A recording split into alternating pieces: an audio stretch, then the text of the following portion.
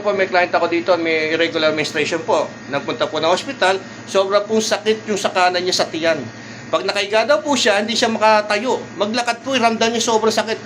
Ngayon po, siya na po magsasabi, okay, kwento ko ano talaga nangyari sa kanya hanggang sa ngayon kung ano naramdaman niya o nangyari sa kanya. Sige, ikaw na sis.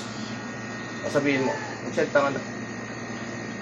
May irregular menstruation ka, nagpunta ng hospital. May regular menstruation ako at napunta ako sa ospital pero wala. Pero naano ko kay... Sobrang sakit nung ano mo, sobrang sakit po daw niyan, yung sa kanan niya, sa tiyan. Talaga konting tayo lang daw, konting tayo lang, sobrang sakit. Tama ako mali? Yes, sir. Konting hakbang lang, wag naglalakad, sobrang sakit. Ano? Tama po ba ako? Ngayon, sige, papakita po natin. Tumayo ka nga sis. Yan. Payuyukuin ko po siya. Yuko ka. Yan. Yan, nakakayuko na po. Takbo ka nga. Takbo dyan lang. Yan, dyan lang. Takbo ka dyan. Steady ka lang. Takbo pag ano, no? Sige, pag ano, yan. Yan, okay na po siya.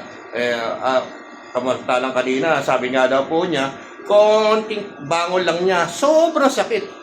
Pero ngayon po may konti pa pong pain doon sa mitian kasi po namamaga pa po yung muscle.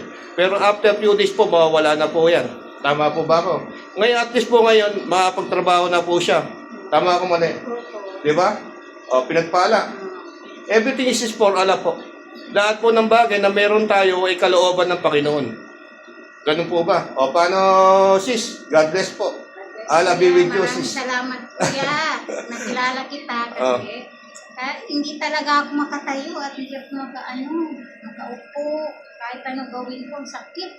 Pero buti nandito si kuya at nakilala ko siya kasi siya. Mai-recommend na ba ang kuya isang professional at legit na manghilot din sa Jeddah? Isa-talk mo.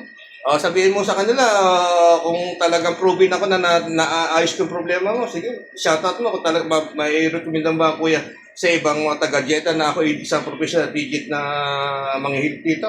Samantalang problema mo, menstruation. Di ba? Tama ako mali. Sobrang sakit, nagpunta ka ng hospital, sobrang sakit, hindi ka nga, pag nakahiga ka mo, hindi ka nga makatayo, konti hakbang lang, masakit, pero ito, tumatakbo ka na.